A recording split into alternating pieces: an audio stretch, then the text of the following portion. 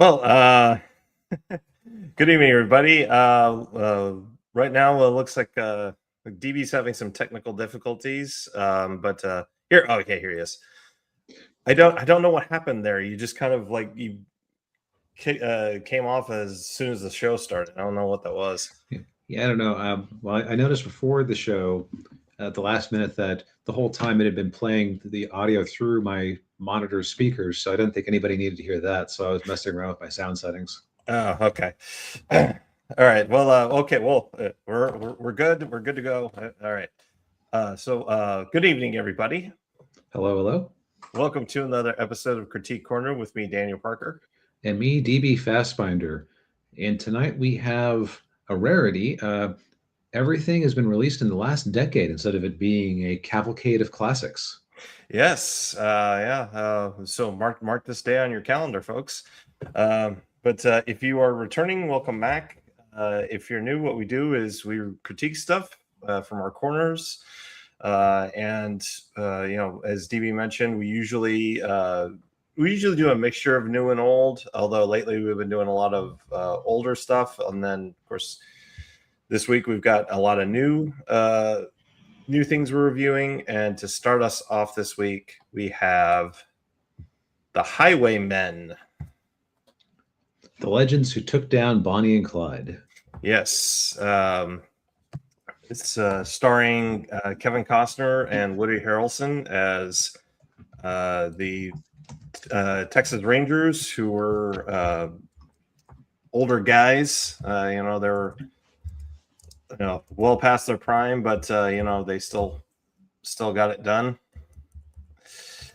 In 1930, it takes place in 1934.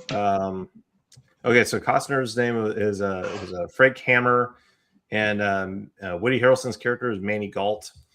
And the movie starts off where Bonnie breaks Clyde and a couple of their other gang members out of prison. Out of a outdoor work camp.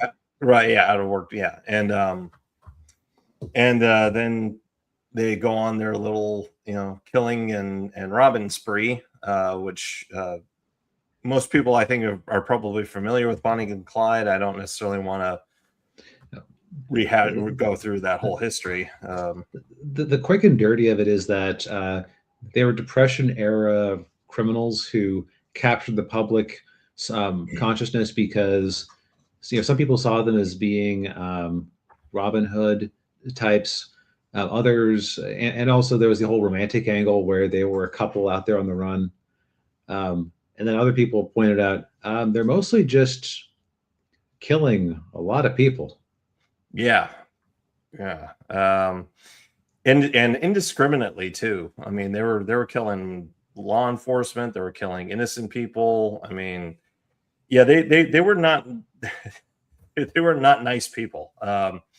I guess it's kind of encouraging that sort of two movies, or everybody watching the same event but seeing two different movies, as the now sadly late Scott Adams would point out, is not a new phenomenon. Yeah. But yeah, so so that's basically the other interesting context is that apparently at this stage of history, the Texas Rangers have been disbanded. Yeah. And so they end up getting a couple of former Texas Rangers out there to do what they need to do best, or do what they do best, which is manhunt. Yeah. Yeah, and the Texas Rangers were disbanded by the governor at that time, Ma Ferguson, who was played by Kathy Bates. Which is kind of interesting that there was a female governor of a state in the 1930s. Yeah, that struck me as kind of odd too. I have to confess, I don't really know much about the history of Texas governors, so I don't know. Maybe she was married to the governor, and then when he died, she got the office. But no, that wouldn't make it. Or she might have run for. I don't know. That is a research topic for another time. Yes, indeed. But, what is interesting, and this is just a quick look over the Wikipedia page, I think we were kind of robbed of a somewhat better version of this movie. Mm. Apparently, this had been in development hell since 2005, Ooh. and it was originally going to be a Paul Newman and Robert Redford project. Oh. The film began development at Universal Pictures, but never came to fruition. And then Netflix picked it up in 2018, which Mm. that sticks because that's kind of the generation of hello, this is Netflix, you're greenlit, Yeah. when they're Very just true. throwing crazy amounts of money to fill their service. Yeah. Oh god. Yeah. Yeah. Oh, this would have been good with Newman and Redford. Yeah, Yeah. Oh. Well, but in any event, we end up with Kevin Costner and Woody Harrelson, which um, they're both fine actors in their own rights. yeah, Uh, it's just that dang. Okay, yeah, so I'm going to say straight up front, this movie was kind of dull.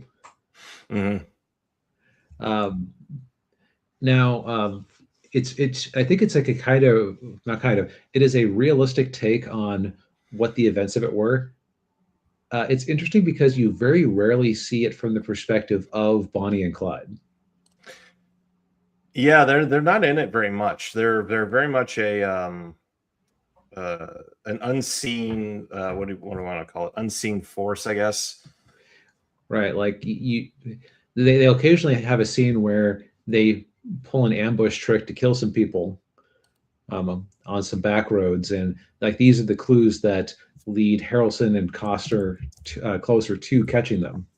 Yeah, But like it's not like we have a long scene where they themselves talk to somebody, yeah, which is kind of like the outsider's perspective that the real investigators would get. So that tracks. yeah, But it and does yeah, mean that more of the movie has to lie on their shoulders. yeah, yeah. They have to carry the movie. Just the two of them, which I mean, I would say that given the acting caliber of both men, I think they can do that, given the right script. Um, but yeah, I would agree. This movie it's very talky, um, and I think the reason we probably don't see Bonnie and Clyde that much is because there was already a Bonnie and Clyde movie, um, and they're probably worried that they would draw comparisons to that. Um, That's true. Yeah. Which, by the way, that's one of the few movies my mother has always warned me to never watch. Really? Yeah, I'm guessing it was for the violence. Huh. That must be a really shocking amount of violence where she has a narrow opinion of your ability to withstand violence in movies. Yeah, I know. Yeah, but yeah, I mean, I mean, I thought there were some like decent parts in the movie. Like Oh, there were. yeah, like I mean, okay, like I'm a sucker for a 1930s 1920s, 1930s, 1940s, era movie. I really like that period in time and period in history. It's just, Right. And it's a side of the 1930s that you don't always see in movies because yeah, we've even done a couple of period pieces here where it's like, oh, it's the big city speakeasies and everyone's dressed up in glitz and glamour and enjoying some uh, some bathtub hooch. yeah, yeah, This is more the bank's going to take everything, or yeah, already has taken everything uh, yeah, yeah, side of things out in the sticks. So it's like definitely the grittier and grimier part of the 30s that isn't as commonly shown in movies. So kudos for that. yeah, yeah, yeah. Yeah, this was definitely the part of the world that my grandparents grew up in. Um, because my grandfather was he was from Austin, Texas. So I don't know what Austin was like in the 30s, but I would imagine it was probably not too different from Houston and Dallas, or the other parts of Texas that they showed in the movie. But but yeah, and the other part of it too, I do think the performances were decent enough. I mean, you know, Costner's Costner. It's just, Right. I was kind of startled when I found out that he didn't direct or write this thing, considering how much well, it's like when we watched that cowboy movie last year that they never actually, as far as I know, released the second half of. Horizon. Yeah. Horizon, that's it. It's like that movie was in love with him. And this movie isn't quite so dramatic as that, but still. Yeah. And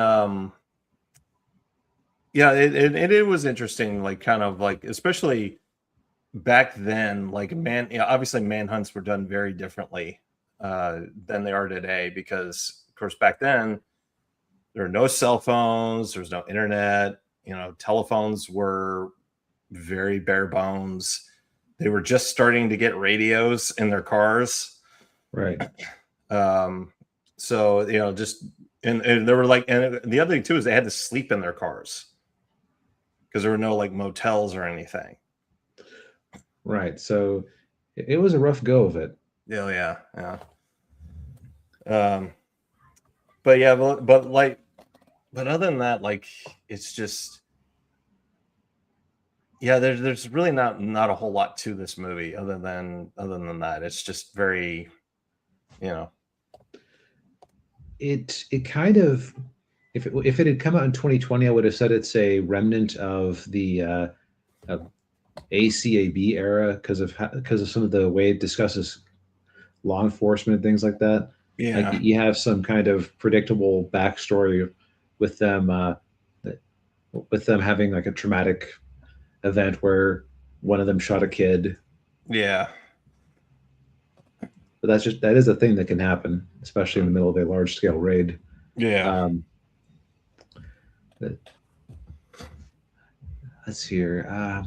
The other thing is that, so I recently, and I don't know where this was filmed, but there is a decent shot. It was filmed in the UK. So you want to know part of the reason why a lot of movies look kind of dull lately? It isn't just like the switch over to digital cameras and lighting. It's partially because if you film in the UK, part of the reason they like to film in the UK is because it's overcast so often that you have a very consistent level of shadow and light. Right. So this definitely looked. If it has Netflix lighting, whatever the reason, and it kind of fits the gritty realism of the movie, but it also makes it kind of undynamic to look at. Yeah. Although I will say, like, it does look like West Texas. Because I have been to West Texas. I've been to Lubbock. I mean, that's what it looks like. Okay, then that could just be the digital light this time. Yeah. Or digital cameras this time, excuse me. I think this thing could have been better if it was like half an hour shorter. Because when you get down to it, it's a series of ambushes, and then trying to find out what happened after the ambush. Yeah. And so it's just like it's not an action movie that makes you feel good about the action. Just like it's just a series of awful events when you get down to it. Yeah. And Taylor Logan, good to see you. Hello. But yeah, I mean, I would definitely put this in the category of a typical like Netflix original movie. Just not really very uninspiring, and just. I can see why Universal let it go the way of development hell. Yeah. And why Newman and Redford opted not to be in it. Yeah. I want to say something positive about it. I did enjoy the scene at the gun store, which is like what Paul Chad would call like a gear porn scene. Yeah. Where you just like his thought process, like, do you have this gun in black? This is going to be shiny as shit. Mm-hmm. He's just like grabbing all, having them grab all those guns, and they're like, okay, well, which one do you want? All of them. Yep. Which you could do that in the 1930s. Can't do that now. Yeah. No waiting period. No checking to make sure he's actually law enforcement. Nope. Okay, sir. Yeah. We take the Second Amendment very literally these days. Yes. Yeah, man. So that was probably my favorite scene in the whole thing. Yeah. Aside from that, like it's the scenes are overlong. The acting is kind of what you would expect. Like, nothing really too stand out. Just it is an okay time waster, but there are better Kevin Costner and or Harrelson movies. Actually, I don't know if they've done other ones together, but you know what I mean. Like, yeah. If you want to see these actors doing their thing, there's better options. Oh yeah. Yeah. Speaking of better options, so a couple weeks back, I did my first thoughts on Dispatch. Daniel and I have now both finished the game, so we're going to give it our final verdicts, which may slightly disagree with each other. Yes. Yeah, I started getting into it right around the time, I think, when you did your initial review. I mean, overall, I thought the game was a lot of fun to do. It was fun to quote unquote play. It doesn't really, there's not a whole lot of skill involved with it. Well, except for maybe the segments where you actually have to send the heroes out to do hero jobs, which right, and the hacking mini games. Yeah, the hacking. Yeah. Oh god. Yeah, the hacking mini games. Okay, I'm glad I'm not the only one who found those kind of annoying. Yeah. There were some of those were really tedious, especially when the antivirus things start chasing you. Yeah. So just in case you have been living under a rock or didn't see the first part, Dispatch is also, hey Ninja. Hey Ninja. So Dispatch is basically, it was originally going to be a TV show, but that got canceled in part due to COVID, and also I have to imagine that the logistics of getting a live action TV show are always a challenge. Mm-hmm. Yeah. And so they turned it into a Telltale-alike game instead, which basically just means it's a story structure where you, as the main character, are presented with decisions every so often, and you are told that a character will remember that you did X. Other examples of the genre outside of Telltale games like The Wolf Among Us are Square Enix's Life is Strange series. Yes. Yeah. Yeah. We were just talking about that Ninja with the antivirus parts. Yeah. So like part of the gameplay is you're going through a superhero story where Robertson, the main character, he is Mecha Man, which is like a more probably realistic vision of what Iron Man would be like. So rather than being like a body contour suit, it's almost like a battle mech, not quite the 30-foot tall monstrosities from BattleTech, but like I'd say 15 feet at least. It's big enough that he can sit in the cockpit pretty comfortably. And that was my favorite visual part of the game, was the Mecha Man scenes, just because it's not exactly, it creates a different visual dynamic, because you don't usually see the hero as this big hulking behemoth. Like usually you have like wiry snappy superheroes, right? Like Spider-Man or right. Yeah. But his armor is destroyed in a confrontation with Shroud, the villain who killed his dad, and so he doesn't have the resources anymore to repair his suit. So he takes a job with the city's superhero dispatch department, where he's put in charge of what amounts to a Suicide Squad style team of reformed villains. Yes, affectionately called the Z Team, which is accurate. Yeah, especially early on. Yes. Yeah. And this is the second half of the gameplay. The second gameplay mode, outside of the story and occasional quick time events in the storyline, are these dispatch events where you have to decide who is the best fit for a particular mission, or what combination of heroes is the best fit for a mission. And they do a pretty decent job of varying it up, just adding new complications and challenges. So, for example, you always are having to make Sophie's choice because your heroes can only go on so many missions. Yes, which was always irksome to me.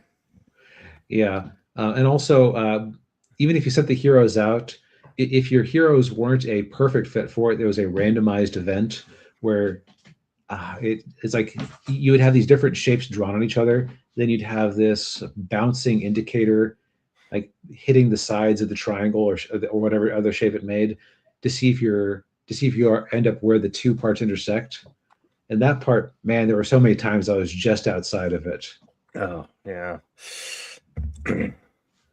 Yeah, that would happen to me too. Yeah. Or later on in the game, like you'll have an event that you send one of them out on one of these missions, and like no matter what you do, you're gonna fail. Right. There's some where they play against your expectations, and if your stats are too high, you run afoul of this villain group and lose automatically Yeah. in a particular attribute. And these are interspersed with these hacking missions where Robert hacks into local security cameras. They have the explanation that the whole city is basically wired up. It's Los Angeles, but the whole city is wired up with these cameras, and everybody's paying them. It's like their ADT. Yeah. And so he can hack into the local cameras and make things happen with local electronics. I found these puzzles, like, some of them were a little annoying, some of them were severely annoying. There were more than my share that I probably would have figured out if I had another 20 seconds, because you're often on a timer too. Yeah. The ones I really didn't like were when the arrows for the password thing were reversed. Yeah, I think I just barely failed that one because it was just I was just a little too. I accidentally punched it in the right direction one time too many. Yeah. But yeah, it's like that element comes. It's a kind of a copy of the game This Is the Police, which I think is a stronger version of this type of gameplay because you have more missions, so you have more chances to get good. Yeah. Or this one, what you don't really get any chances. Okay, so like in a classic Telltale game, that you can't make a save state. Your only option to see different outcomes would be to go back and play the game again. Yeah, or go back to the original, or go back to the save point the previous save point, which could have been like 10 minutes ago. Right. I might have save scummed a couple of times when things just got too BS. Yeah.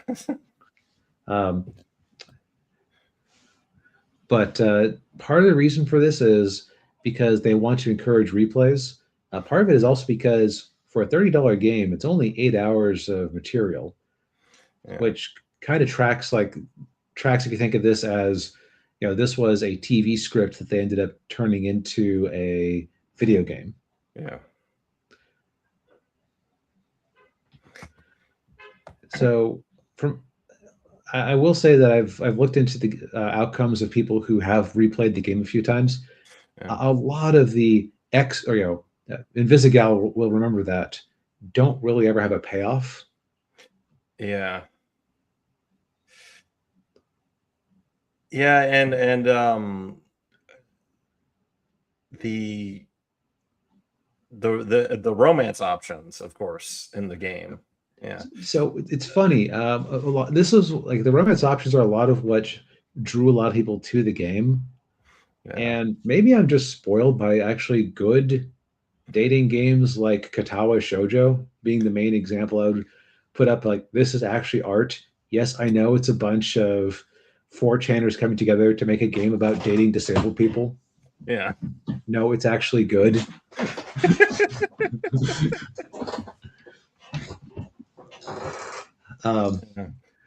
But your kind of two options are Invisigal. the canonical choice, the right choice, the choice they want you to make. Because Daniel and I both made the same decision because we both believe in septum piercing theory, I guess. Yeah. And concluded that Invisigal coming on to us because she had a wet dream in the middle of the night and said, he's kind of cute. Sure, why not? Yeah. Thanks, subconscious. Was not exactly the thing of high romance. Yeah. So we went with Blonde Blazer, the dependable one who seemed like she might have been hiding something early on, but you find out why she was acting slightly evasive. And it's like, okay, on the one hand, I don't necessarily like being your rebound, but on the other hand, I get it after meeting the paramour. Yes, Phenomena Man. Yes. The,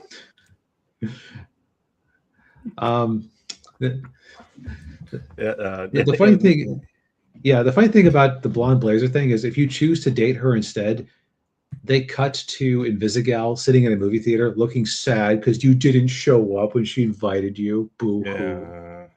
Yeah. Apparently, the opposite scene does not happen when if you pick Invisigal. Because again, Invisigal is the right option. Like clearly, you're into alt chicks who are 27 years old but have the emotional maturity of a 17-year-old. Yeah. I cannot tell you how startled I was when I found out she wasn't like 21 or something. I would have said 19 if they didn't keep letting her to bars. Yeah.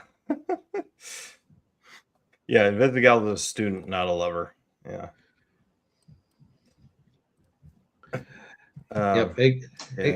So, but I remember that the game developers were kind of surprised that the romance was such a big focus for people. And after playing the game through, I see why they were surprised. There aren't very many scenes where it actually comes up. Yeah. Yes, it's very sparing. Yeah. Yeah, and of course you make other decisions, obviously in the vein of Telltale, that affect the game later on. Like at one point, you have to decide like which team member to cut and which team member to keep. Mm-hmm. And depending on which team member you choose, affects the ending. Which that's which is an interesting bit of decision making, especially when you compare it with what other people decide. And I can't tell you how many times when I get to the end of an episode, and like more often than not, I'm in the minority. Yeah, well, it's like about 60% of people chose to date Invisigal. Most people cut the Batman, which I don't get. Like, you got Moist Critical there doing his Moist Critical voice as a smarmy crypto bro villain bat. Yeah. like a literal man bat. And like he's great. What like there's plenty of are you so hard up for fan service in this game that you need to keep what's her name around? Coupe. Coupe, yes. Yeah. Who is not nearly as amusing. No. Yeah, and it just says they expect players to pick the jerk options too. Yeah.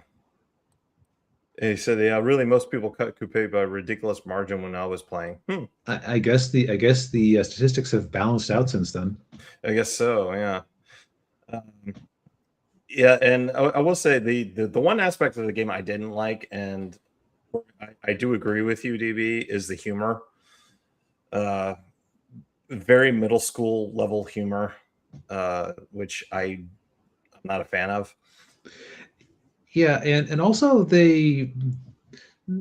it's kind of funny how they're edgy and they have a lot of double standards. Like when the succubus keeps trying to touch Robert's package in one scene, and it's like, okay, imagine if the scene was Flambe or whatever his name was. Yeah. Repeatedly trying to touch Blonde Blazer. Would that have been a joke? No, it wouldn't have. We all know what would have happened to Flambe if he tried that. Yep. A quick meeting with human resources. Yes. And also like there's just so much. I would say that the humor for me had like maybe a 10% hit rate. Mm.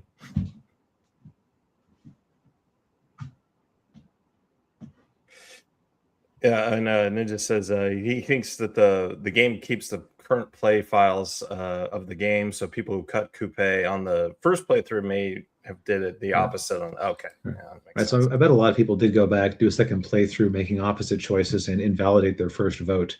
So what you might have seen with Coupe getting cut early on might have been everybody's first reaction. Yeah. Yeah.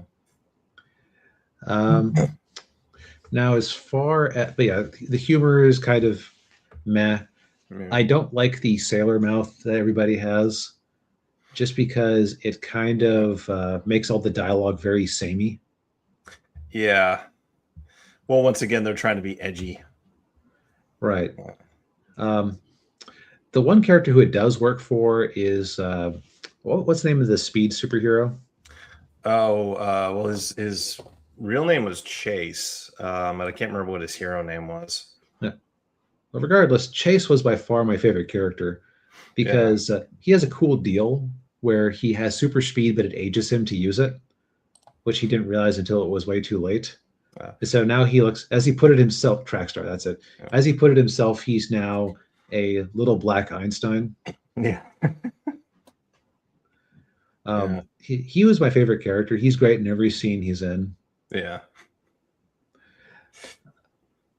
He gets to do the most heroic thing in the game. Oh yeah, yeah. Yeah, and he gets really attached to Robert's dog Beef. Yes. Which I admit, Beef was cute, but Beef also struck me as okay, here's this manipulative element in the game that is just kind of expected. Yes, and it does happen. Yeah. So it's just I don't know, like okay, so getting into kind of some spoilers for the end there. Yeah. It's especially funny to me that Invisigal is totally willing to go villain again if you don't tweet her well enough and fail her. Yeah. Considering that Trackstar just about killed himself saving her life. Yeah. Yeah. Yeah. Well, in my playthrough, she does become a villain. Yeah, no, I've completely failed her too. Yeah. Because I'm sure I'd failed too many missions with her, but also I cut her from the team when everybody objected. It's like, I was like, objectively, they're right. I did cut Coupe for less. Yeah. But also, like, and they literally say that you failed her in the. It's like you and 37% of players failed Invisigal. It's like, excuse me, she's an adult. She made bad choices on her own. Yeah. Yeah. You are not going to guilt me into liking your pet character. Yeah. Which, by the by, Invisigal actually uses a lot of the tropes that or a lot of the behavioral tropes that I used with Kyo in my Magpie Wizard novels, where she's a little awkward, uses invisibility to get out of conversations. The difference is that Kyo is 19 and is intentionally written as being emotionally stunted because she's super shy. Yeah. Whereas Invisigal is a 27-year-old woman who has no excuse. Yeah.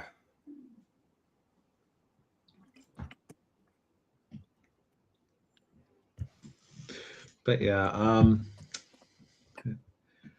I would say overall that I wouldn't recommend it to most people, but what I will say is that I know that I'm by far in the minority about how I feel about this game based on the 96% positive reaction on Steam. Yeah.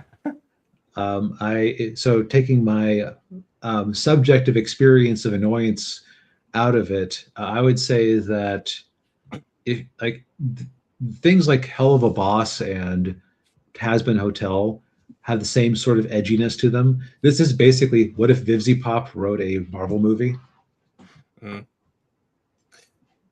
Yeah, yeah, I can see that. Yeah. So I think if you like either of those series, this is totally in your wheelhouse. Give it a go. Mhm. Um, I think that if you were to ask like what would be my best experience, I would say this is The Police and The Wolf Among Us have been on are out for many years. Mm. Go play one of those. You can. I suspect you could probably go pick them both up on Steam for the same cost as Dispatches today, which I think is a little overpriced for a $30 price tag, like for an 8-hour game. Yeah, yeah, I'd probably put it at like 15 or 20. Right, like wait for a sale, though it's popular enough that we're probably not going to get too many big sales in the near future. Yeah, yeah. Ninja says the reason is that it's a modern storytelling that actually respects the superhero genre. That's the other thing, is that I might be discounting just how hungry people are for something that's sort of good. Yeah. It's like the Tyler Perry effect. Like if you're just looking for if you're looking for family friendly comedies that are about the African American experience, and Tyler Perry is all you have, it's something is better than nothing. Yeah. Yeah. Yeah, that's true. But no, I overall I think I had a more enjoyable experience than you did with it. But aside from some of the nitpicks and frustrations that I had, especially with the hacking portion of the game, but I mean, and I liked some of the voice acting performances, especially with Robert. Robert's voiced by Aaron Paul, who most people know him best as Jesse Pinkman on Breaking Bad. Um, which that was kind of funny when Flambe kept calling him a bitch, because that was his catchphrase on Breaking Bad. He called everybody a bitch. Okay, I might have gotten more out of the game if I'd seen Breaking Bad before. Yeah, yeah.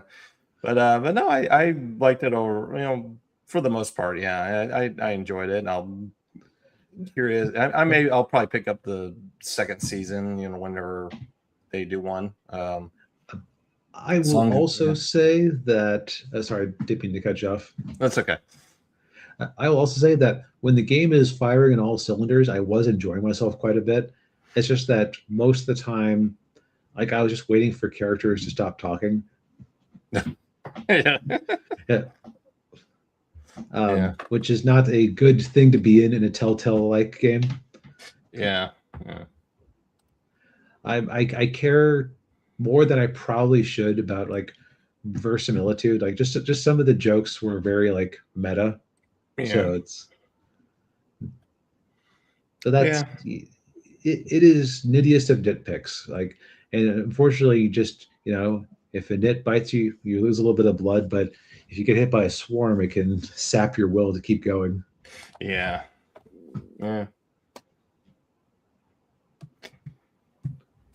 Yeah.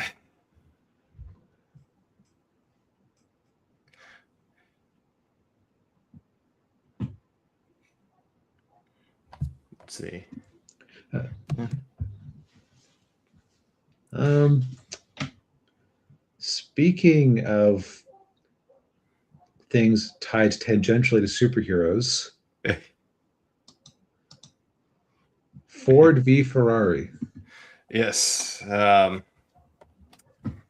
v Ferrari, the historical biopic slash sports movie, where it's actually based on a true story about when. And I actually knew a little bit about this story before going into the movie, because it was either Top Gear or the Grand Tour did a segment talking about it. So in the 1960s, Ford tried to buy Ferrari, and Enzo Ferrari at the Because last minute. Ferrari was basically bankrupt because they Yeah, put too much money into making high-end cars and not enough into keeping the lights on.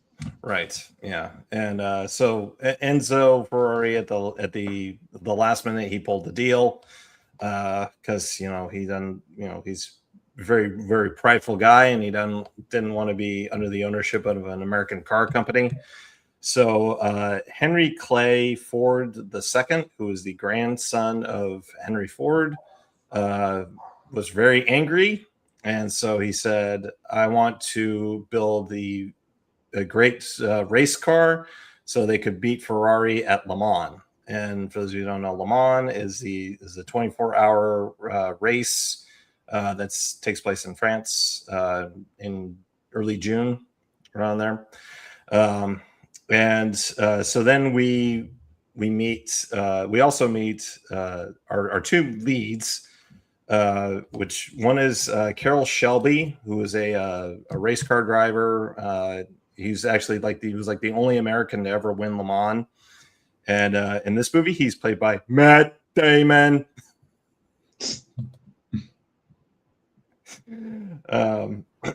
And of course, but he has to retire because he's got a bad heart. And so then he becomes this car salesman, and then he also has this like race car track that he works with. And one of the race car drivers is Ken Miles, who's a British race car driver, and that's Christian Bale's character. And he also has a garage that he runs. And of course, Ken has some money problems because he owes a lot of money in taxes. And so of course, race car driving isn't getting him any money. But then not the most stable profession, right? At least back in the 1960s. It's different today, but yeah. So then Ford actually. So another guy I got to mention real quick. John Bernthal's character. He's playing Lee Iacocca. And if you don't know who Lee Iacocca is, like, look him up because he one of the great business marketing minds who have ever lived. I mean, he saved Ford. That's not hyperbole. I mean, like the Mustang, that was all him. I mean, there's a scene in there where he's like doing this slide presentation for Henry Ford II, and he's talking about how the baby boomers, 17-year-olds, they don't want to drive these clunky cars that their parents are driving. They want to drive race cars, and that was where the Mustang came from. Right. Didn't he later go on to basically save GM in the 80s? Yes. Yeah. That's really where I know him from. I think that's where most people know him from. Yeah. So Lee Iacocca goes to Shelby to say, hey, we need your help building a car to race in Le Mans to beat Ferrari. And so then that's basically kicks off the rest of the action where they're trying to construct this car. And of course you got, of course you have the relationship between Shelby and Ken Miles, which is, not adversarial, but there was certainly they respect each other, I guess is the right way to phrase it.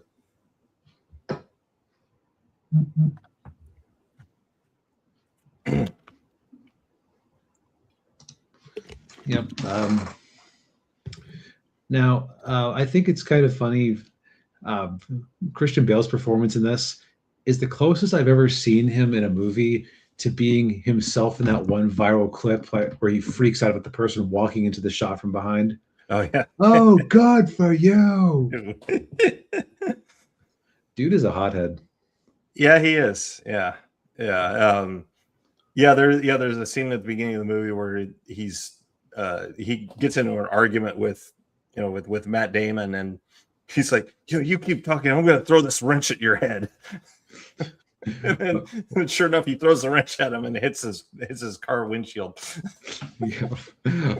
And this was after he'd gotten into a shouting match with the ref about, oh, sorry, you can't race in this race. Your hood doesn't close. Your trunk doesn't close all the way. Yeah. Uh,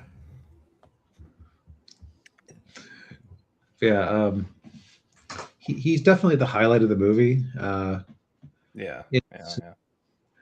I will admit with Christian Bale, he doesn't disappear into the characters for me, just because I know him so well. So like I always just see Christian Bale, Mm. whereas I find Matt Damon more easy to accept, even though I've known him for longer. So uh, search me, I don't know what it is. Yeah. Well, you kind of know what to expect with Damon most of the time. Yeah, maybe it is because Bale swings so widely with his performances that I just see the performance. Yeah. Yeah, and I noticed that, what was it? Was it last week or the week before when we talked about the fighter? I think it was the week before. The week before, yeah. Yeah, and he definitely saw that with that performance too. Yeah. Right? Well, you don't entirely believe it. It's like, you know, there is a definitely a place in this world for actors who you don't really notice, but unfortunately, nobody wants to be that. Yeah. Yeah. Yeah. Um Trying to think what else in there. The other thing too is that the race car scenes I thought were a little were decent enough. You know, they weren't trying to. It wasn't necessarily about that. It was mainly just about the guys trying to make the car. It's a very much a character, driven story. Which, of course, this movie was directed by James Mangold, so that's right Oh up his alley. yeah, Yeah, yeah, yeah, yeah. And I thought the car scenes were all well shot. yeah. They were exciting. It wasn't like was it Forza, the PlayStation game turned into a movie we watched last year? Gran Torino. Gran Torino, that's it. That's right. Forza is the Xbox one. Yeah, But Gran Torino, I just remember finding the racing scenes so painfully dull. yeah. And it's like, how do you manage to make car racing boring in your movie about car racing outside of the scenes where someone crashes? Yeah. Uh, But Mangold got like you got the momentum. You've cared about the stakes much more. yeah. I think that part of it is just the focus on the one big race rather than trying to capture someone's entire lifespan like in that movie and just like seeing snippets of little races. Right. Yeah. Um, Yeah. I noticed the son was Bale's son in the movie was definitely he seemed like very much like a Hollywood kid, where it's like they're very quiet and sad, and Yeah. they only enter the plot when they need to. Yeah. I noticed that too. Yeah. Now, I will say that it was kind of fun watching him come out of his shell when his dad was in the middle of that race, and Mm, like him explaining things to his mom, and just yeah. like clearly he loved his dad so much and just loved the whole racing culture. Yeah. Yeah. Yeah. I wonder if he ended up going into race car driving. I don't know. The Yeah. The in real Well, life, the kid in real yeah, life. yeah, yeah. Yeah. Let's also. I'd prefer not to spoil this one. I think just because I think this is worth a watch. Yeah. Yeah. And there's an ending that as soon as a scene starts happening, you go, "Oh, I see where this is going." Mhm. Yeah. Yeah. But that's the most I'll say about it. I will say that they do a great job of channeling Bale's anger into all these different scenes.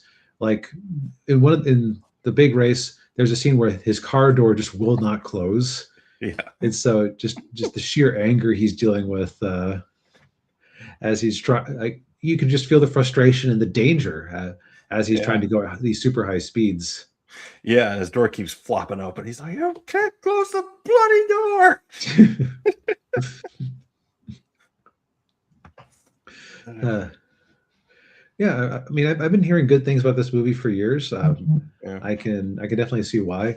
I think the thing that surprised me the most was I was expecting to see more of the Ferrari team, but Yeah. the the inner politics of the Ford Motor Company were bad enough that you didn't need an external enemy. Yeah. Yeah. All the executives at Ford are definitely the antagonists. Yeah, except for like I would say that Henry Ford II feels like he